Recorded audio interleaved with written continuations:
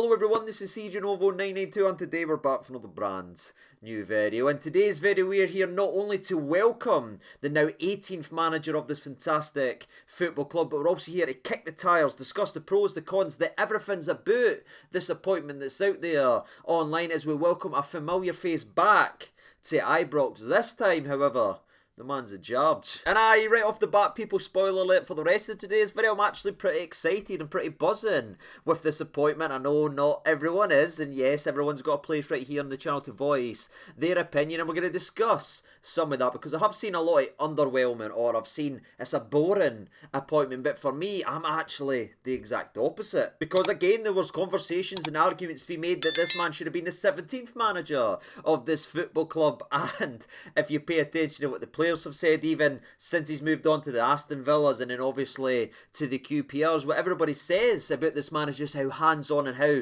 managerial he's been, even when he was sitting at the assistant role. So not only could he have been the 17th manager, there's genuine a conversation to be had that he was 50% the 16th manager at this football club, but now it's on him. It's a solo act now for Mr. Michael Beale, and he wants to be here, ladies and gentlemen, and that's for me is something else we're going to talk about, because there's a lot conversation out there about, oh, he said this about QPR and everything just a couple of months ago, and now he's here at Rangers, blah blah blah blah blah. But for me, that shows you everything. As a Rangers fan, that gives me the boost, that gives me the buzz to find out that our manager Michael Beale had the opportunity to go to the glitz and the glamour of the EPL with the finances that's available. A team like Wolves, who are a fantastic side, ladies and gentlemen, and great to watch, a lot of money to spend, some fantastic footballers in there. But Michael Beale wasn't the type of manager who's sitting here waiting for a job in the Premier League and will leave us in a whim. No. He has shown that he rejected that opportunity and he was happy to stay at his role at QPR. But there was one team that came calling that the man could not say no to, and that is our football club. So I didn't see any streak of negativity at all. And I just don't get it. That for me is absolutely massive. As a Rangers fan, knowing that this man turned down the Premier League and all that money that was flung his way, but then a couple of weeks later comes up here, says everything to me, and it shows you that manager wants to be here. And I think about it from a player's perspective, because we've got a couple of players that's no signing deals, it's a wee bit unsure of where we want to go and everything like that. Well, now they've just got a start reminder and shown what actually this club is all about. We aren't a stepping stone for Premier League clubs or even Championship clubs. No, we're a destination, people. And this appointment for me and this move by Michael Beale has backed all that up to the entire footballing world that is looking at this man and talking about this man online. Because search his name, the guy's getting roasted for pillar to post, people saying he's not got any ambition because he's went up to Scotland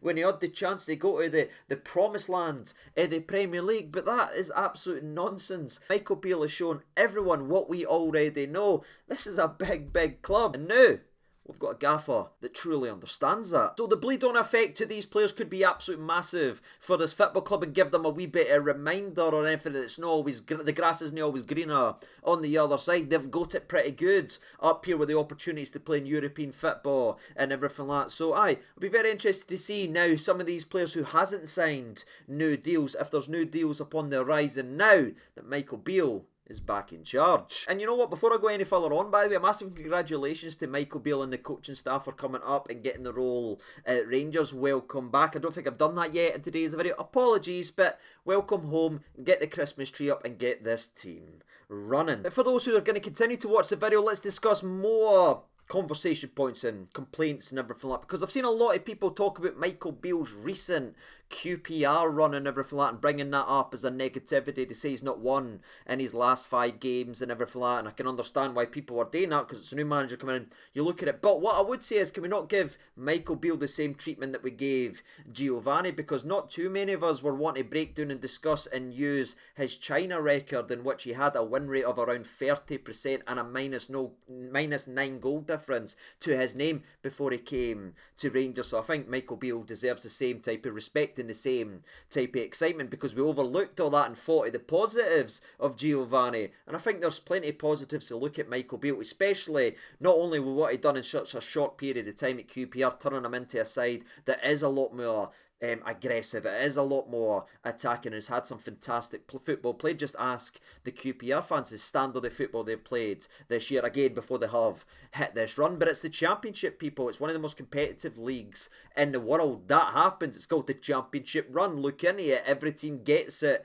throughout the season. It's QPR's right now. Hopefully they can bounce back when the next gaffer comes in. And again, I wish them all the best, because they took a chance on Michael Beale and gave him the opportunity. Now he's up the road to us. So good luck to QPR. But again, I just feel like looking at that slump and saying, oh, it's negative, and trying to turn that down and slap it down is absolute nonsense, because again, we can look at the positives for Michael Beale. But again, it's not just that very, very short sample size of work at QPR. He obviously done a job here. Now this, again, will bring up the 1 in 9 trophy haul and everything like that. But again, people, as I say here many, many times on the channel, if they're coming out with that, dinna speak to them, ladies and gentlemen, right? You can't talk sense to people that dinna have any. People that can't look into that job and see what Michael Beale and Steven Gerrard done at our football club, where our club was, the standard, the player it was there, the mess and the massive, and I mean massive gap from Rangers to that unbelievable Celtic side. Again, people want me to say that, but they were frightening. Legit, they won everything under the sun. They had so much money, they had so much talent, they had so many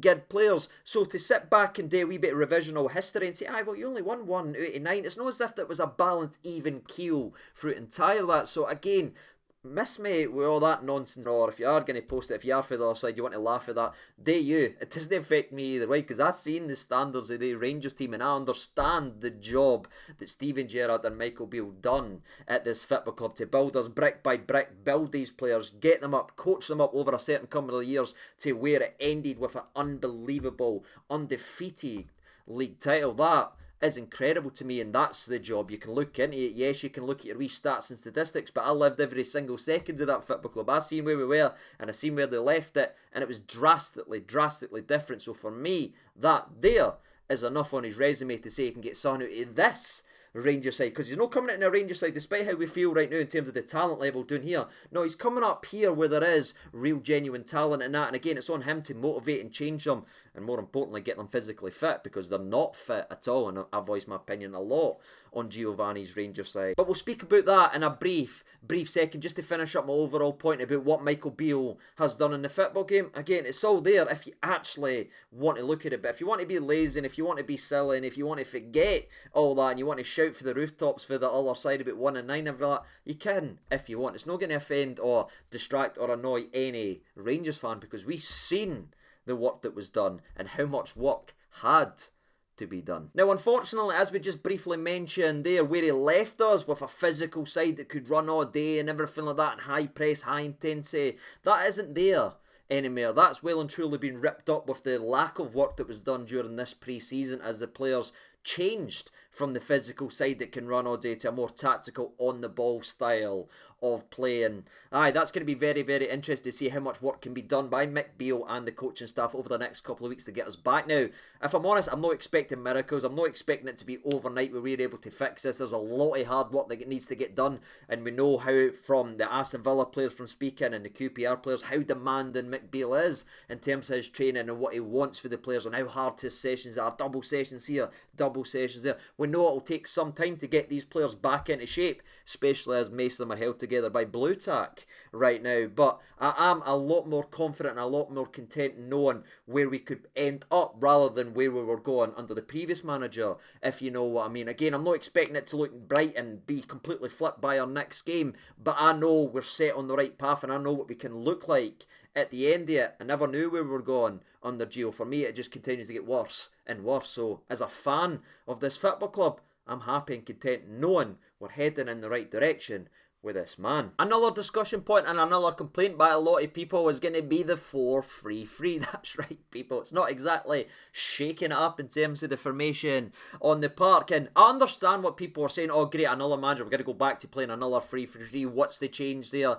But again, I don't really know how to say it properly, but there's only certain ways you can actually line up on paper. It's all on the actual part work and how you go about your business, and we've seen completely different 4-3-3s, from the high press, leading through the front, high intensity, get in their face, run all day that we had before, to what we then became under Gio, which was much more of a European style, slow, passive, get the ball, and it was all based on control. The second we lost that control, we never had anything else. But that's two 4-3-3s that you might say, oh, they're the exact same, but they're drastically different again if you pay attention to how they go about their business. And you can look at what the work that was done at QPR. It was nearly a carbon copy. It was almost like a Diet Rangers what he was building there, with the playing out for the back, the zipping it about. Some of the goals that they'd scored and everything like that was frightening, and it genuinely would bring a tear to a glass eye, especially when you'd watch them do that on a Saturday and then you'd watch us play on a Sunday, and it's like, and it would just get you emotional, people, because you're like, we used to play that aggressive way, we used to be fast. Now it's like watching paint dry.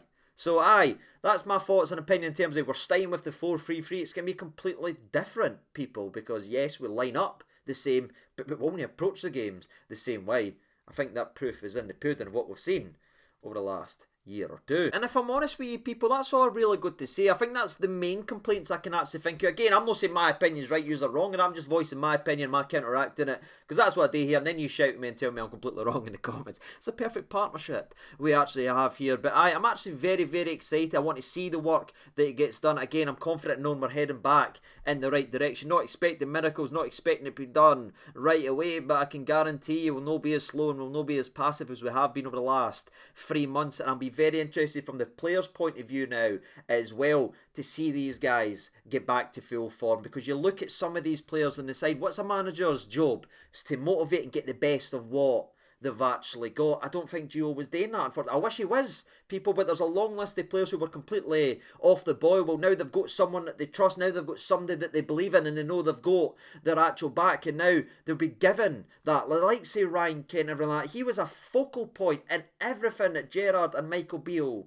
set up, and I think he will be that again, and maybe that's what he needs. Maybe he needs to feel like the main guy again. Yes, he was picked every week under Gio, but you could see where placed there. It was bypassing him sometimes. It was going out wide and everything like constantly and overlapping. Now he'll be able to come central, and all the work that we had seen where Kent had became the main guy, the main focal point, coming inside, making it difficult and everything like that. I feel like this could be what we need to get Ryan Kent back to his best if he's going to be here to the end of the season, that is, of course. And that's all really good to say about the entire appointment of Michael Beale. I am very, very excited about this, ladies and gentlemen. I want it to work out. I think it's going to work out, but who knows? People, what about you? Let me know your thoughts and opinions on it. I know it's very, very mixed, so if you do want to say something negative and it's not, you can, people. That's what we're all here today. But again, for me, I can see a lot of pros, and that vastly outweighs the cons ahead of this appointment. And again, I'm excited to see us getting back to what we are best at and what these players are capable of. And if you are still watching, by the way, and if you thought, CG, you're giving a lot of credit to Michael Beale here for all the work that Gerrard done and everything. And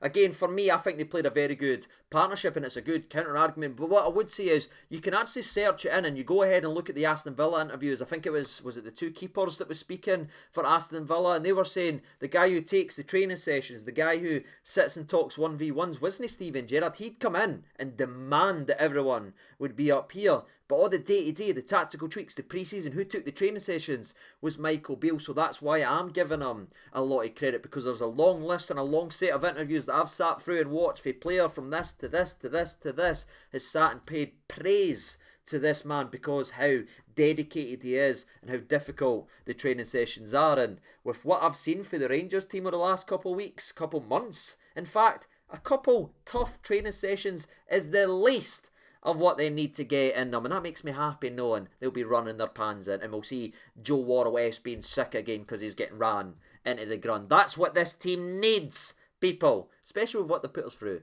over the last couple of months. And lastly, people, to everyone who's mocking this man and showing clips and taking digs at him because he said he was loyal to Rangers, well, he is, ladies and gentlemen. It was all yous that assumed he was talking about QPR. But aye, that's me. I'm going to officially finish up the video right there. I'm absolutely buzzing out my tree. What about you? Let me know your thoughts and opinions down there in the comments section below. And as always, I've been Siege992. Thank you so much for watching. Enjoy the World Cup. Take it easy and bye-bye.